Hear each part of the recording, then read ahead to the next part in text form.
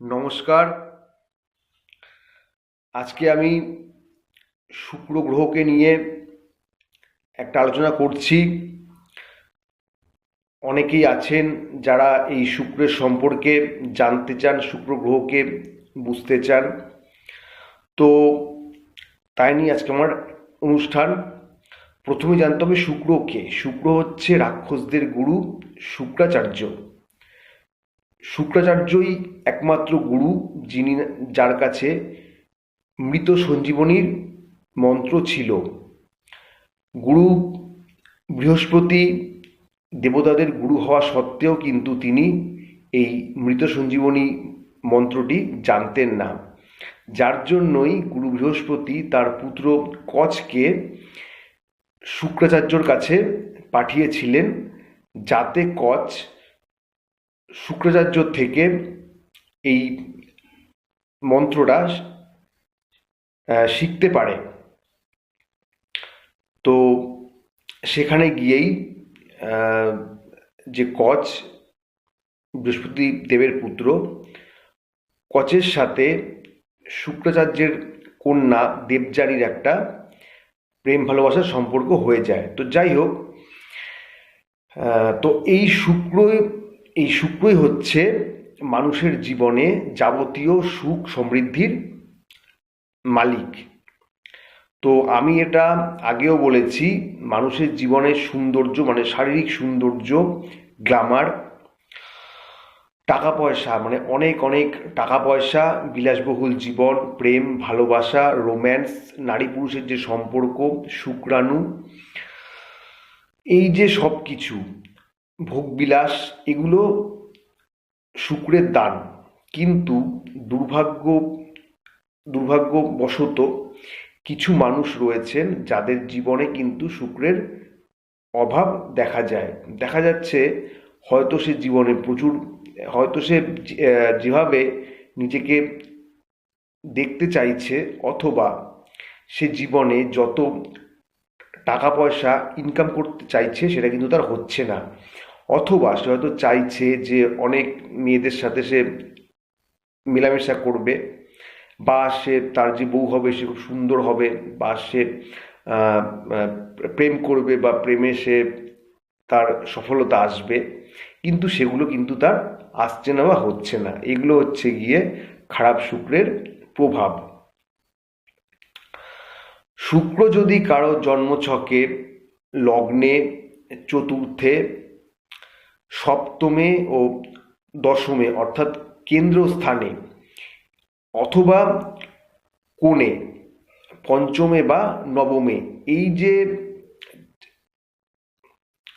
ছটা জায়গা আছে বা ছটা ঘর আছে আমাদের জ্যোতিষশাস্ত্রে, সেখানে কিন্তু যদি শুক্র অবস্থান করেন, তাহলে কিন্তু সেই শুক্রের ফলাফল ভালো হয়। যার জন্মছকে শুক্র যত বেশি উন্নত হবে, ডিগ্রিগত দিক থেকে শুক্রর বেশি হবে, অর্থাৎ শুক্র যদি কারো জন্মছকে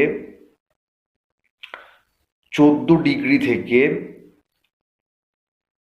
19 ডিগ্রির মধ্যে থাকে, সেখানে কিন্তু শুক্র খুব ভালো ফলাফল দান করেন।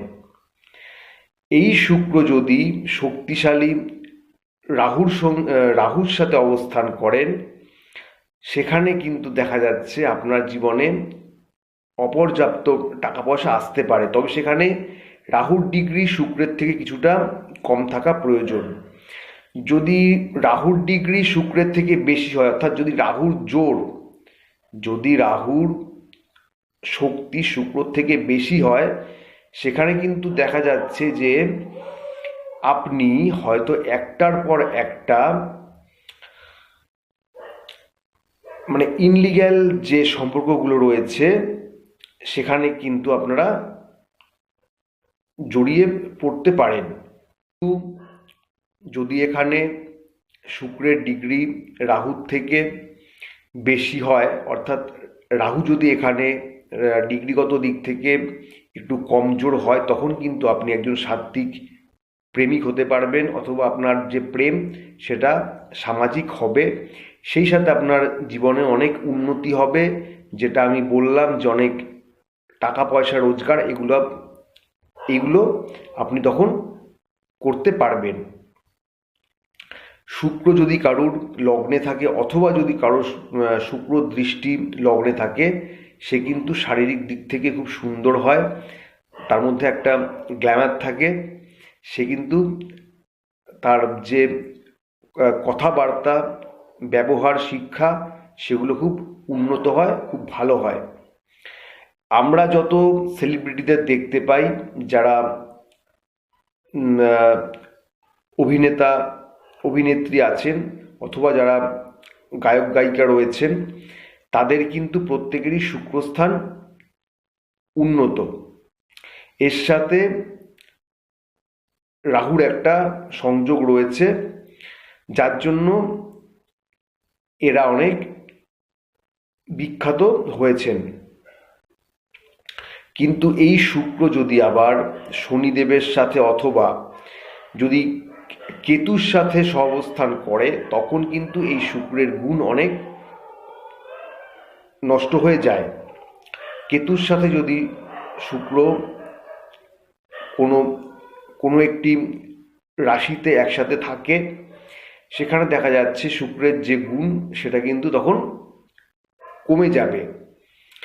দেখা যাবে কি যে যেই ব্যক্তির জন্মছকে শুক্রর সাথে কেতুর যোগ আছে, তার জীবনে প্রেম ভালোবাসা, রোম্যান্স অথবা অপর্যাপ্ত যে একটা রোজগার, সেখানে বাধা আসবে, সমস্যা আসবে। সে যতটা রোজগার করতে চাইছে ততটা কিন্তু সে রোজগার করতে পারবে না। প্রেম ভালোবাসায় ব্রেকআপ চলে আসতে পারে, দূরত্ব চলে আসতে পারে, বা সম্পর্কটা হয়তো চিরদিনের মতন ভেঙে যেতে পারে।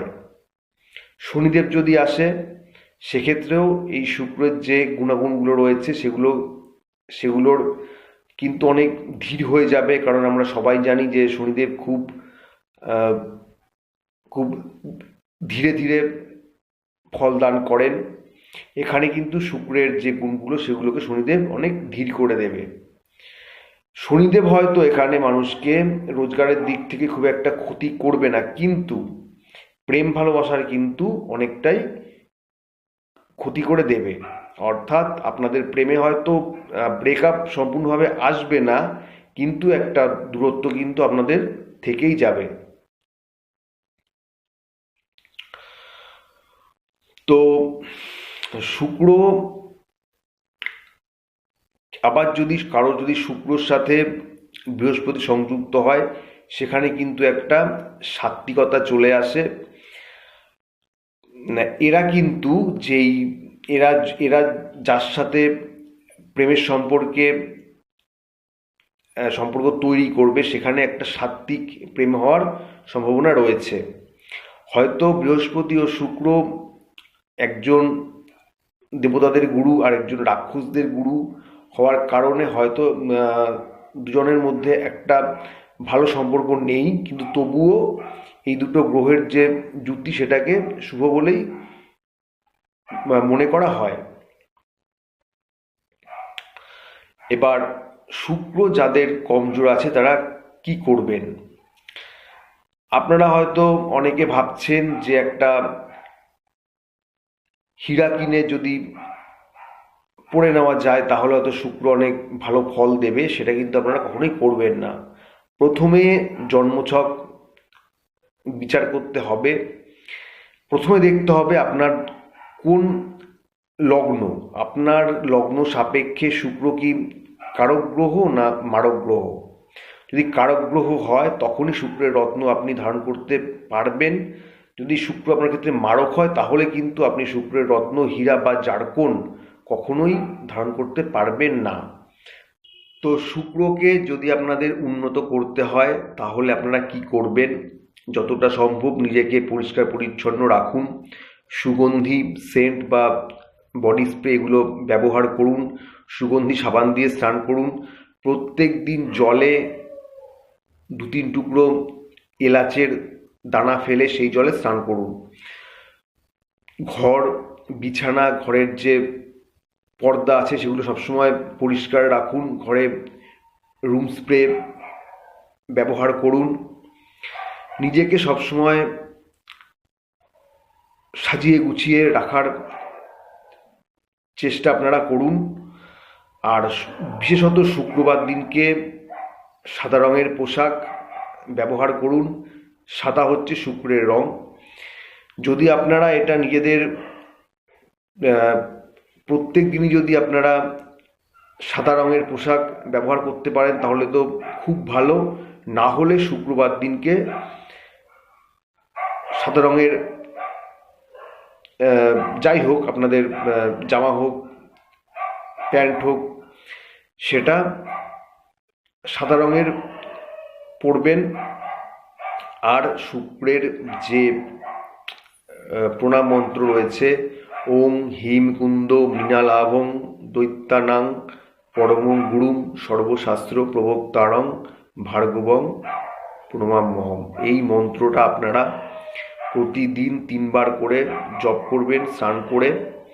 আর ওং হ্রিং শ্রীং শুক্রায় নম, ওং হ্রিং শ্রীং শুক্রায় নম, এই মন্ত্রটা, এটা হচ্ছে শুক্রের বীজ মন্ত্র। এই বীজ মন্ত্র প্রতিদিন 108 বার করে আপনারা জপ করুন।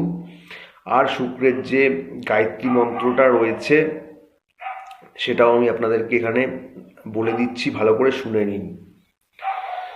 ওম ভৃগু সুতায় বিদ্মহে দিব্য দেহায় ধীমহি তন্ন শুক্র প্রচোদয়াৎ। এইটা হচ্ছে গায়ত্রী মন্ত্র। এই মন্ত্রটা 3 বার হোক 7 বার হোক আপনারা জপ করবেন। এগুলোর দ্বারাও আপনারা শুক্রকে উন্নত করতে সক্ষম হবেন। কিন্তু হঠাৎ করে হীরা বা জারকন পড়বেন না, এতে আপনাদের ক্ষতিই হবে। জন্মছক বিচার না করে কোনো রত্ন ধারণ করা ঠিক নয়। তো যাই হোক, এখানে আমি শুক্র সম্পর্কে খুব সংক্ষিপ্তভাবেই আলোচনা করলাম। কারো যদি কোনো প্রশ্ন থাকে আমাকে অবশ্যই কমেন্টের মাধ্যমে জানাবেন, আমি চেষ্টা করব আপনাদেরকে উত্তর দেওয়ার। তো আজকে এটুকুই, নমস্কার।